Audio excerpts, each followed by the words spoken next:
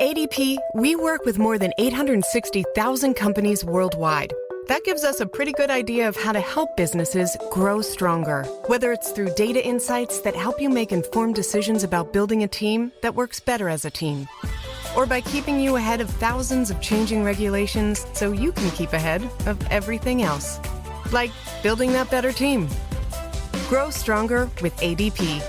HR talent, time, and payroll. The CBS Radio Mystery Theater presents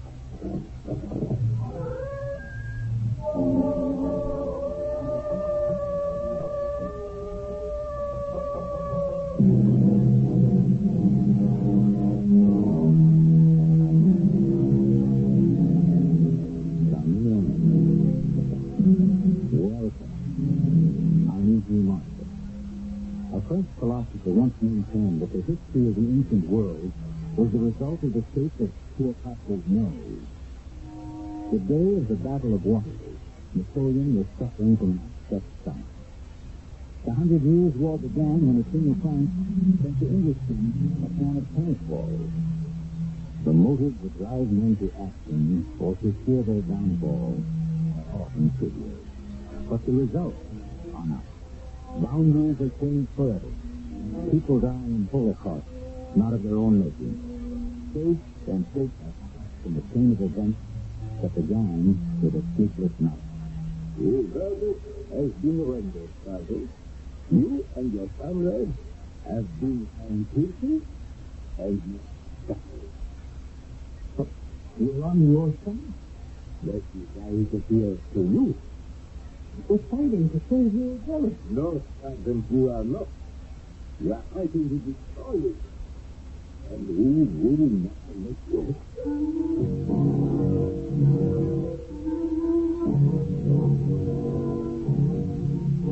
Our mystery drama, No Man's Land, was written especially for the Mystery Theater by Percy Granger and stars Tony Roberts. It is sponsored in part by True Value Hardware Stores and Sinus, the sinus medicine. I'll be back shortly with Act One.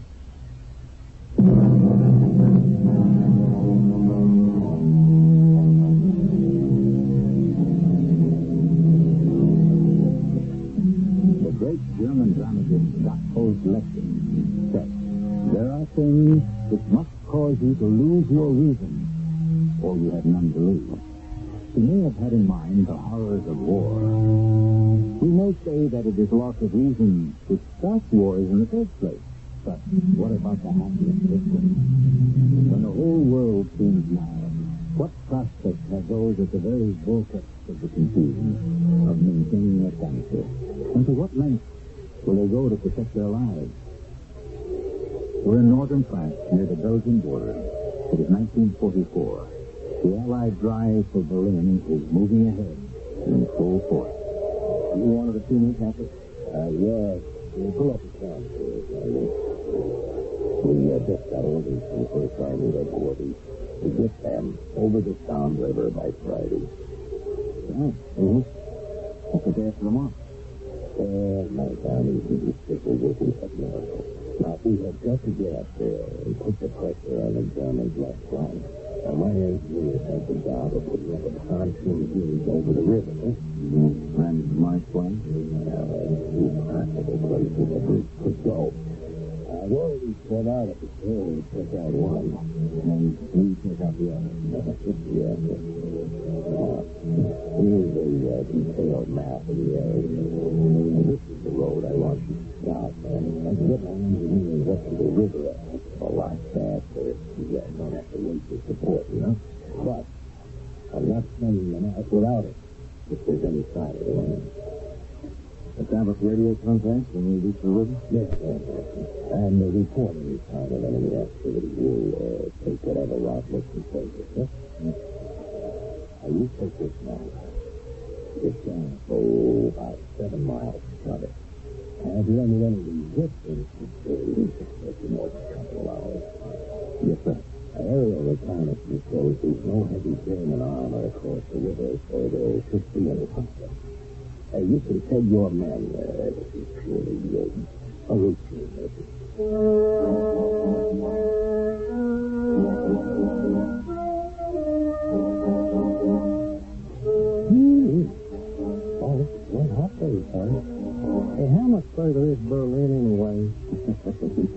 half a plane and be there in 2 hours. I'd rather leg it and shoot it out with the Jerry. That's what it's all about, ain't it? Well, I wouldn't say that's the point of it, but it may be unavoidable. Signal the others to hold up. We must be about halfway to the river. We'll rest a few minutes. Hey, you guys, take 5. Cigarette, son? No, thanks. Hey, this river we're headed for, Tom. Now, didn't that figure in World War I? Yep. The Battle of the Somme was the bloodiest battle in history. Took over 1 million lives. They fought back and forth over this area for more than 2 years. Neither side got it yet. The whole area was a wasteland. Looked like the surface of the moon. Surface of the moon? I agree, ain't it? Look at these fields and them woods over there. Amazing how the land regenerates. I mean, you'd never notice in a war here at all. Yeah, well, I'm beginning to have my doubts about this one. Look out! Get on all right? What have I got? What have I got for hit? It looks like Bill. It's Jackson calling over to him. Now, where did that shot come from anyway? It sounded like a field up ahead of us. You see anything? No. I'll see you. I know Jackson signaling thumbs down. This is the rest of the men over here. Yeah, but come across the road. Well, over there, they're exposed. Okay, son. Oh, bring it on in. You can't tell them things? I can't tell where the shots are coming from. It's a horse.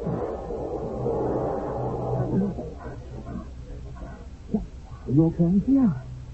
Crank up your radio, will you? Get us in touch with headquarters. Nothing's supposed to be any Jerry's out here. Good, how's Mark? Huh? He ain't moving. Hello. Oh, you think you can reach him? Hello. Sure can try. Hello, Georgewood. Can't you get them, Jackson? No. All right, let me try. Hello. Georgewood, can you read me?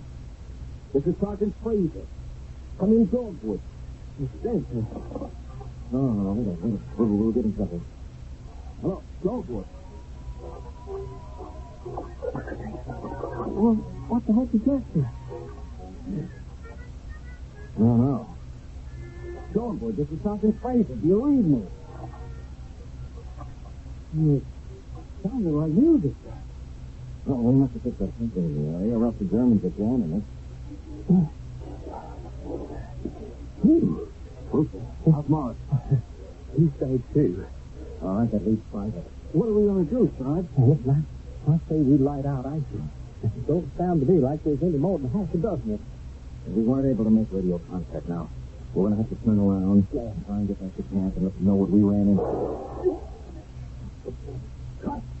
He was hitting. He's hitting the back. You know, they're behind us, too. Now, we can't go back. They've got us surrounded. Well, we got to get off the road. Let's head into that field of tall grass up there. Let's go.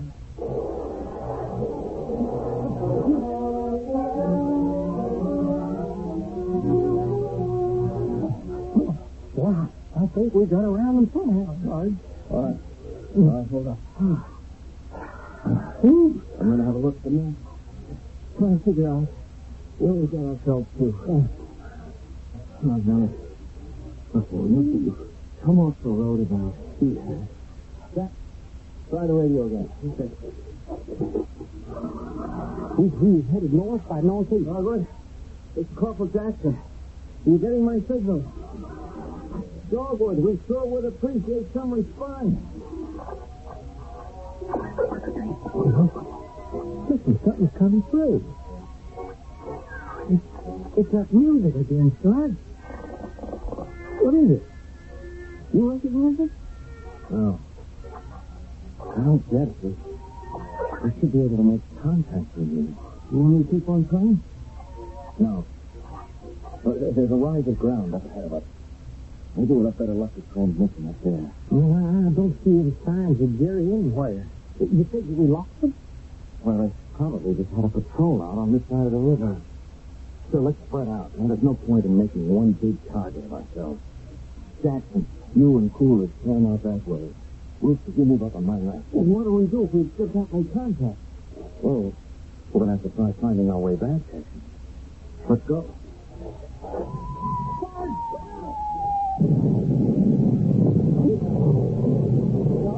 Are you okay? Yes, sir. Captain, hold it. They still putting their heads up. Come on. Oh, my. No. You couldn't tell which was which. It's just you and me. Where the heck did that shell come from? The direction of the river. The Germans must have a battery set up on the other side. Oh, we've got to warn the captain now. Get down here!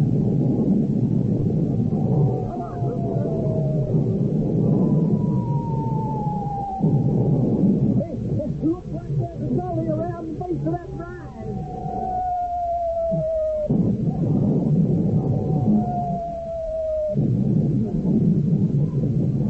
I feel about worn out. Oh, I'll get all the things to get them fair and square. We should be pretty near the river now. If we take a peek over this rise, maybe we can see where it's coming. Oh, well, you do not guess. Hey. Look up there. You can see them? No. Look down there. There's a building. If we can make it there, it'll be a darn sight better than being out here in the open.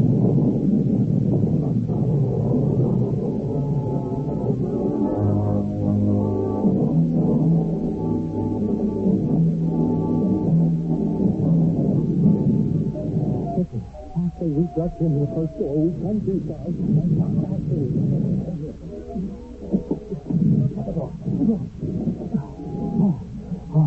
Oh, man, boy, I just can't do that. Are you okay? Yeah. What is this place anyway? Looks like some kind of old shed. Got a window. I want to know where we're going. Looks like a nice little town. But less than this. Hey, that's funny. What? Well, we're to the river, right? Well, you can see it right out the window here. It's on the other side of town. Yeah? Well, according to the map here, there's no town on this river at this point. Huh? Yeah? Well, according to the captain, there wasn't supposed to be any German army in this area either. Five of our guys are dead. Well, I tell you, something's really gone through. Yeah. Yeah, it isn't over yet. Look out the window. Look what's coming towards us. What's the man walking up the street? Where did you look at him? He's dressed up all in black. He's even got a bowler hat on. Anyone else? No, just him. Well, that's not even where the bomb. Where do you suppose he's going in the middle of this big cliff? What? There's your answer. Well, did he see it? Well, how did he know we're here? I don't know. Oh, you must be crazy to be out there. What in the world is going on?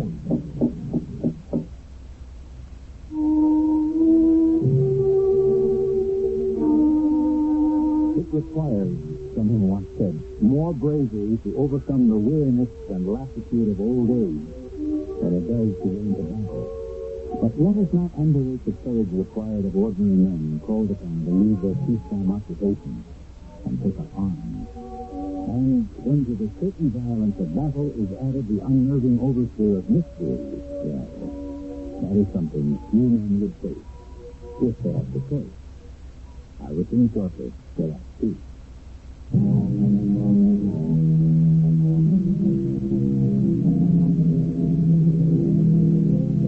All life is a battle of the individual with the universe. We are defined not by what we do, but how we respond to those forces outside ourselves that seek to control our lives, moment to moment. At the present moment, in our story, Craig and Wooster are faced with a protecting situation in food. Up to a point, it's normal enough. Normal for wartime, that is. He let him down by enemy fire in a small French village. But who is the mysterious man in black who had walked up the main street of the town, oblivious to the bombardment, and he seemed anxious to speak to them? And what will they do? Marcus?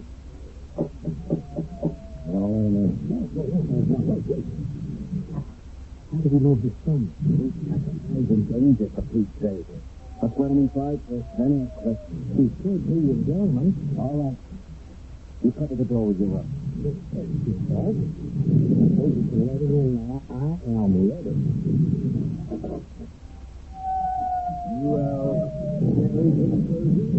Yeah. You quiet? You? You better get in here quick before you get hurt. They'll see. But I am not worried about that. Are you from this village? I am. Permit me to introduce myself. I am Emile Bordeaux, the mayor of Gaston. Gaston? That's the name of this place? This town, Sergeant. Not a place. It is a town. Sorry, I just couldn't find it on the map. This man is fighting with Janet Neal. Is he your comrade? Okay, all right. Well, how do we know he ain't ours, Sarge? You carrying a weapon, Mr. Bordeaux? I am not armed. What's going on, Jimmy? We could have gotten killed. How'd you know we was here? They saw you run into our village and into this bed. This way, the other little girls and I. You been under attack long? Yes. For a very long time. Now, take a tell you this, but what we see is what we got. Let's see the only two on. Good. Sergeant? Our main force still a day and a half away. We won't be able to lift the streets until Lake Edward. I have been sent to Dexter. By whom? My fellow villagers. Will you please come with me? Where? Okay. Yes. Down to the church in the main square. With all them bombs falling, Sarge, you is crazy. Please come with me. But, Mr. Bordeaux, I told you there's only two of us, and we got to try to get back to our unit. There's nothing we can do. There isn't much time. What time before? Oh, we said we are in and be struck by one of those days. Well, I'd rather take my chances in here than outside. You will be hit, I promise you.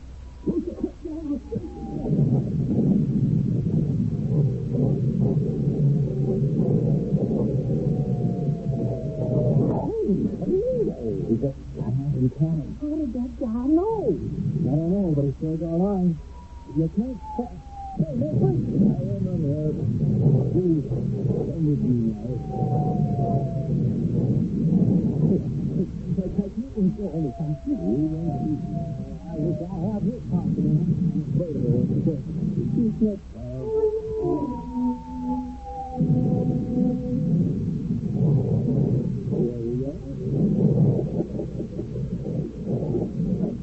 Please, gentlemen, go inside. Oh, with pleasure. Yeah, this looks like a good, solid piece of this place everywhere. Hey, thanks, mister. Your eyes will soon adjust. Please, follow me. One second. Who is there? That's a good idea. There we are. Hey, looks like the whole village is out here. Well, there must be 200 people. The best of your expression. And now, please, give me your weapon. What? We are in the church. No, we can't do that. I think we're okay with them. It's a crap I don't feel so good. But we have got to try and get back on them. Maybe we just can't do it for us. No, it's hope it's really on the way. Okay, it's for day. Weapons. Thank you. I will entrust them to the bailiff. The bailiff? My friends, here are the two soldiers who entered our town. They are Americans. Shoot them! You keep them in some square. What? You must die. Hey, didn't you hear what your mayor said? We're Americans. Hey, hello, Gilbert. Please, Paper. Sarge, I think we ought to get out of here. There's too many people between us and the stairway. Please, we must begin the trial. Trial? Of who? Us? What for? You are soldiers, are you not? No. No, I'm a garage mechanic who just happens to have been drafted and sent over here to liberate your country. You are in uniform, and you are armed. Well, we ain't armed now, but boy, I tell you, I wish the job, the fact we were. Now, listen to me, could you hear that bombing up there? You're under attack by the Germans. And we're here to save your village. We're going to put up a pontoon bridge over the Somme so our troops can drive them back. And the longer you keep us here, the longer it's going to take for that bridge to get built. You don't care which side you're on. I am convening this session of the People's Court. Are the image of that song? That's got to be joking. David, explain the accused if necessary. What are we accused of? Of waging war, at destroying our village. We were only taking cover from enemy shell fire. And why is the enemy, as you call them, firing? Because you're here. Hey, the Germans testify. We are not for the Germans or for the Americans. We are for ourselves. No one in uniform is on our side. There is not a person in this room who has not had to endure loss and suffering from the ravages of war. We have nothing to do with fighting, but we are responsible victims. First, the Germans overrun us from one direction, and then they are pushed back, and the Allies overrun us from another, and so it goes. And each time the smoke clears, more of our relatives and neighbors are dead, more of our houses are in ruins, more of our fields have been burned. But you can't take that on fire for that. But we saved it to our 5,000. In the town of Gaston, we have passed a law. No soldier may enter our village on the pain of death. Oh, but they're crazy. We have walked in the whole town filled with crazy people. May I speak? Once we lay down the bridge, our troops can move across and drive the Germans back once and for all. Yes. I think the sheriff stopped. Now, we've got to get back. We are wasting time. There's too many people who can't make late. More of those windows are covered with our guns. So the accused, has anyone more to say about this, eh? Yeah, I've got something to say. I wouldn't fight for you people now if my life depended on it.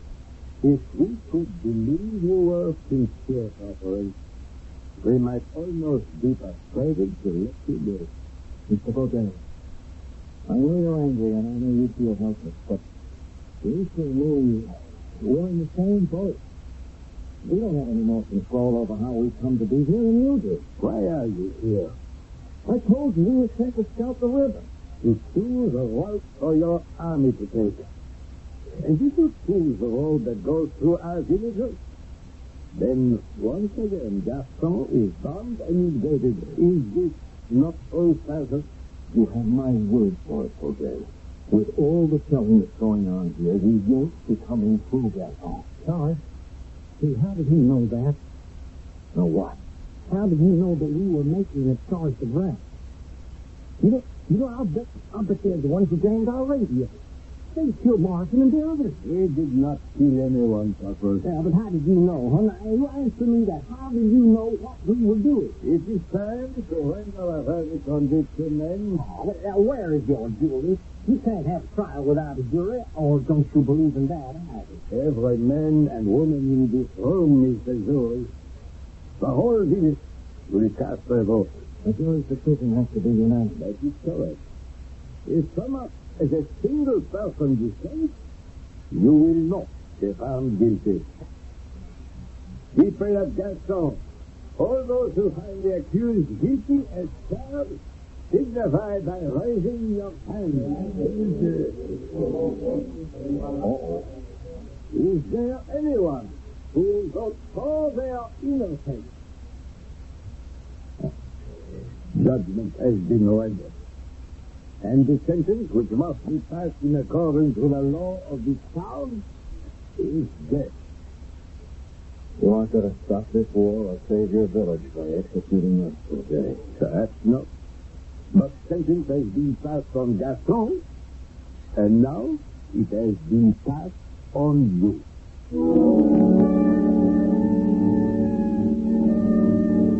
Justice, as W.H. Auden once observed, is permission to touch just a wee bit harder than we have been touched.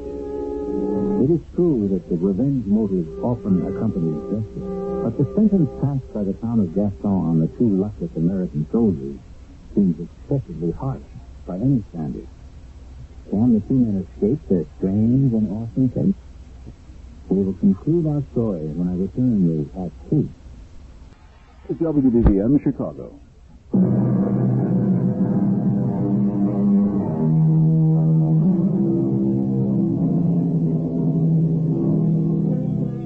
All life is a struggle for survival.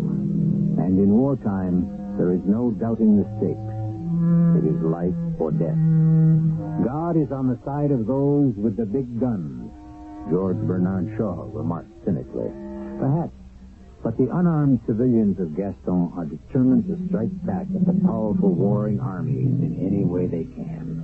And the victims of their outrage are two young American black girls. The two condemned men will permit themselves to be bound in preparation for their execution. I ain't permitting anything. Tie him up. I trust, Sergeant, that you will not make us fight you too.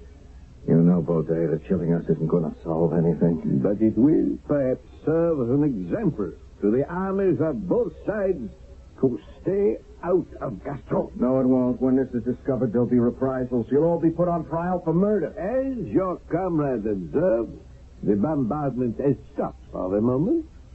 We will take advantage of the lull. Let us take the prisoners outside.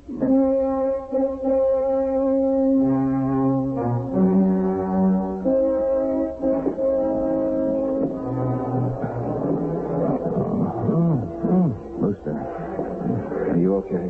Oh, boy, my head hurts bad, Sarge. I can't even walk straight. Lean on me. Lean on me. Good, thank you. Here we are. Well, how do you plan to execute us? By a firing squad, using your own weapons. You will stand here in front of this wall. It is one of the few walls that still remains in our village. Who's going to shoot us, Baudet? Who's going to pull the trigger? You? Those old people over there? Those young kids? Who's going to do it? It will be decided by lot. Every villager has been assigned a number. 4 people will be chosen. Mm-hmm. Who's going to do the drawing? I am. Are you sure your number's in that hat along with the rest? It is. And now let us proceed. Number 63. Number 112. Number 14. Monsieur Baudet, Huh? what is going on? Why is everyone here? Amy, we thought you must surely be dead. Oh, no. But you were not with us in the church. When those bombs started to go off, I hid in my room. I was too frightened to move. What are you doing? He's choosing our executioners. But what for? They are soldiers. Do they have to die? You know the law. Wait a minute. Does this woman live here? I do. Well, then she's got the vote. She's part of the jury. But the vote has already been taken. No, it has to be unanimous. That's what you said. Ma'am, if you say so, they've got to let us go. Oh, dear. Amy, do not be afraid. Everyone else has also voted for their execution. I'm sorry, Monsieur Baudet. Perhaps if I had been part of the crowd, I too would have raised my hand. But I cannot be the one. But you must. No, I'm sorry. But I vote to let them go. You heard her, Baudet. No, I cannot permit it. The others will not allow. But if we let them go, if we let them take our message to the outside world, if these two can tell what they have seen here, how our village has been destroyed, and how so many of us have died, and if just one person will listen, would this not be better than if we kill them? Perhaps you are right, Amy. It is not likely that it will matter. I do not hold out such hope. But at least the verdict of the people of Gaston will be heard by the world.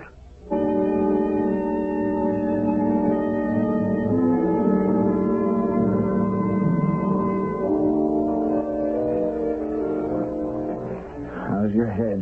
Well, a lot better than being out of that town. Huh. Hey, how come we're cutting across the field? Wouldn't we make better time sticking to the road, huh? Well, we lost so much time because of that madness back there that I want to try finding Jackson's body and see if we can get the radio to work now. We've got to make contact with the captain and warn him not to come this way. Not with those German field pieces across the river. There's the rise we were headed for when Coolidge and Jackson got hit. Yeah. Their bodies should be right about here. Oh, that shelling sure tore everything up, didn't it? Craters everywhere. Yeah, it looks like the surface of the moon. Sorry? What's the matter? Did I say something? This is where they were. I remember the spot. Well, there ain't no sign of them around here. Wow, the grass is all tore up. Well, we ought to be able to see them if they was here. They're gone. Their bodies are gone. All trace of them. You know, I'll bet them people came out and dragged them off so there wouldn't be no evidence. Well, the townspeople didn't kill them. Those shells were definitely coming from long-range guns across the river. Well, who else would take them? I don't know. Come on. Hey, where are we going? Back to the road. I want to see if Morrison and the others are still there.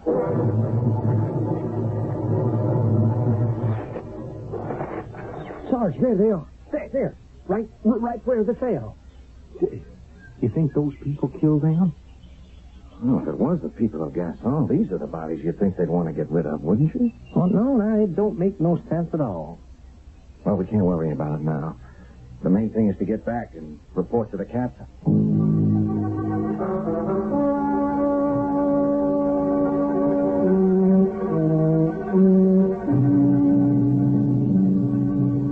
Hey, well, Sergeant.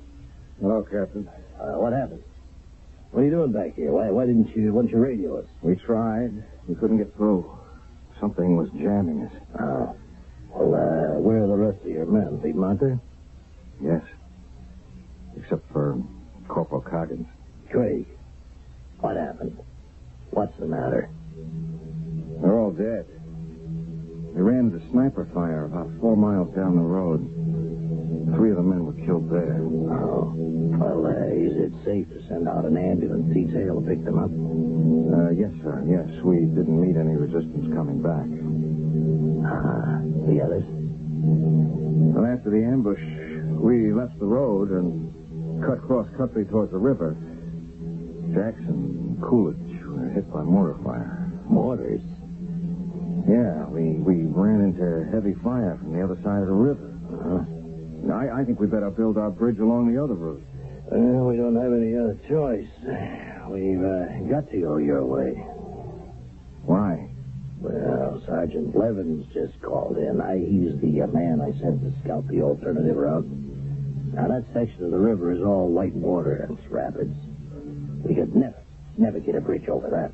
Captain, I don't know what the Germans have over there, but it's a heck of a lot worse than rapids. Strange we didn't hear it. You did? Not a thing. Well, but it went on for half an hour.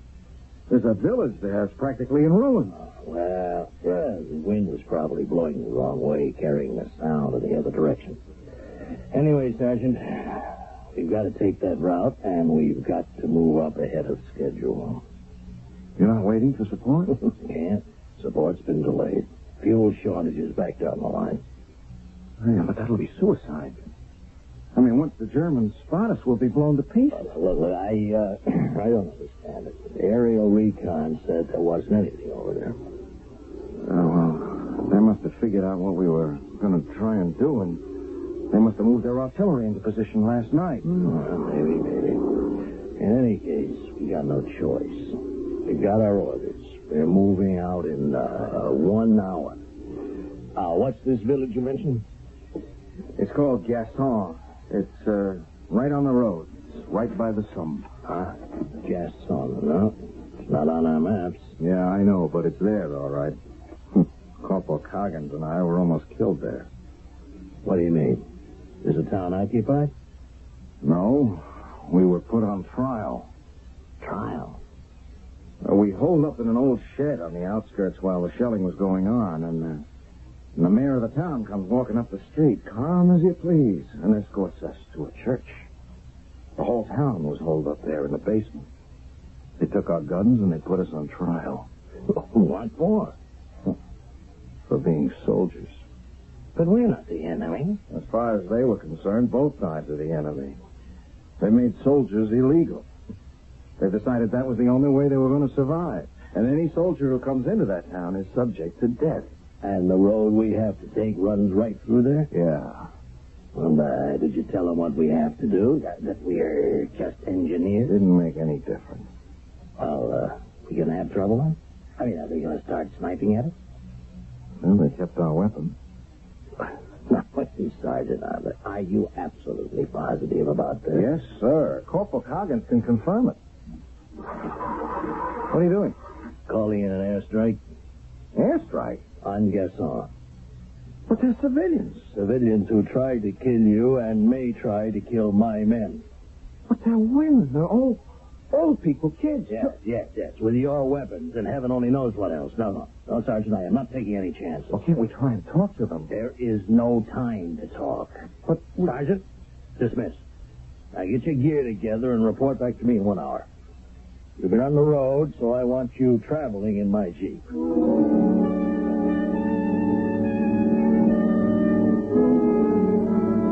I'm ready to go, sir.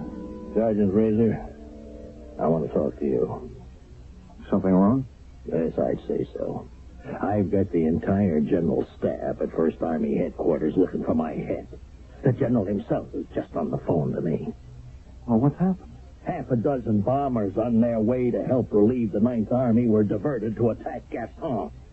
Now, you have heard of the 9th Army, haven't you? Yes, sir. And you are aware of their situation? Yes, sir. They're pinned down by the Germans. Yes, their situation is desperate, Sergeant, and they aren't going to appreciate the fact that their air support was delayed to attack a target that wasn't even there. Wasn't? That's right. There is no village of Gasson. They flew over the area, and there was nothing. Maybe they had the wrong coordinates, huh? They crisscrossed the whole area just to make sure. Zero, Sergeant. Nothing but forest and meadowland. But we saw it. We went through this insane trial. Oh, I think you went through the roof of your mind. Either that or this was your idea of a joke.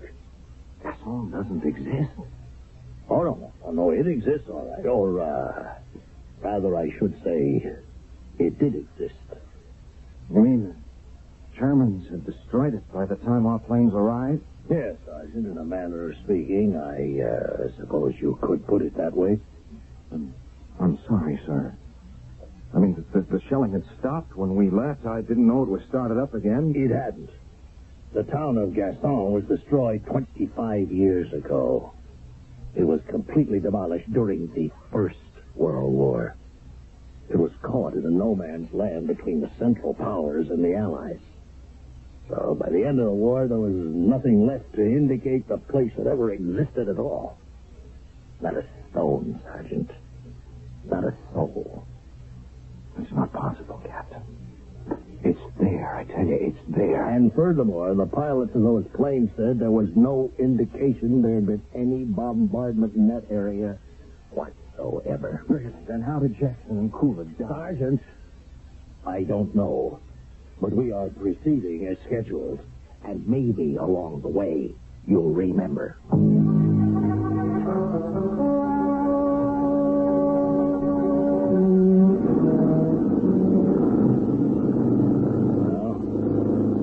To the river, Sergeant. There's no sign of enemy fire or severe village. It's around the next bend. It's got to be. I don't understand what's happened to these fields. What's wrong with them? They were torn apart. There wasn't a blade of grass anywhere, and now look, it's like nothing happened. Here we are. There's the river, and there is no village. It's got to be here. Craig, calm down. No. We walked down the street. There was a church right there, right where those trees are. Craig, you lost 5 men today. Believe me, I know what it's like. I know what it can do to a person. Monsieur Baudet came and got us. We were put on trial. But you cannot take that responsibility all on your own shoulders. You can't blame yourself. Our job now is to get on with building that bridge. Sergeant? Listen. You hear that? Hear what? Same music that was on our radio. Sergeant, you're hearing things. Let's go, huh? You'll probably never know for sure what actually happened. But if we let them go, if we let them take our message to the outside world, if these two can tell what they have seen here. What we saw? What do you say, Craig? How our village was destroyed, and how so many of us have died. And if just one person will listen. Sergeant, what's the matter? No, Captain. No, I think I do know. I think I do know what happened.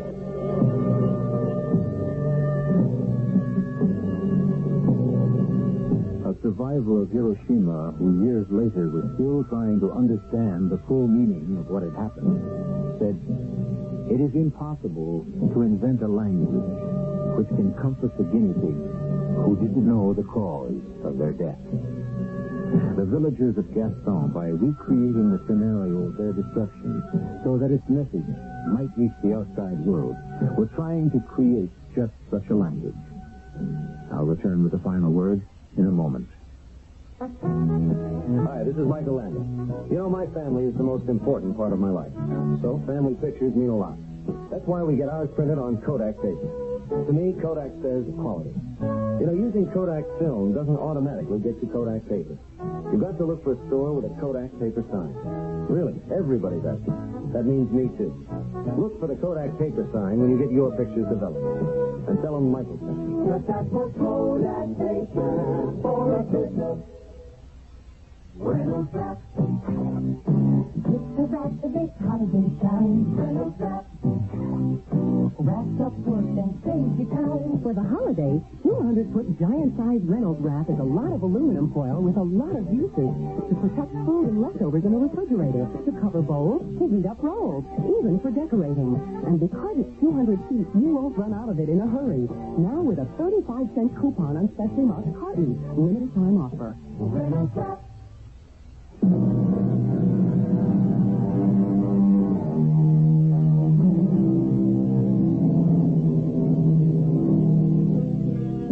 Citizens of Gaston, by demanding that the memory of their terrible fate not be forgotten, were also demanding in a way that their souls be left in peace. But their quest was not yet over. Our story took place in the fall of 1944. That winter, the Germans took the Allies by surprise with a counterattack that became known as the Battle of the Bulge. And once again, the spot where Gaston had stood was ravaged by cannon fire. Only after the German thrust was repelled was the embattled earth beneath which reposed the souls of Gaston left in peace forever. Our cast included Tony Roberts, Earl Hammond, Carol Teitel, and William Griffith. The entire production was under the direction of Hyman Brown. And now, a preview of our next tale. Cousin, if you should find no one in there, all will be at an end between you and me. As you wish. No, Josephina, we're not open it. In either of it, we should be parted forever. What further reassurances do I need? That crucifix over the bed. I cannot remember seeing this here before. I know you are a Sunday churchgoer, madam. I've often heard you pray before retiring. Then, swear to me on this crucifix that there is no one in there, and I shall believe you. I will never open that door. I swear it. Louder. Take it in your hands and repeat. I swear before God that there is nobody in that closet. Radio Mystery Theater was sponsored in part by Sign-Off, the Sinus Medicines, and True Value Hardware Stores. This is E.G. Marshall inviting you to return to our Mystery Theater for another adventure in the macabre. Until next time, pleasant dreams.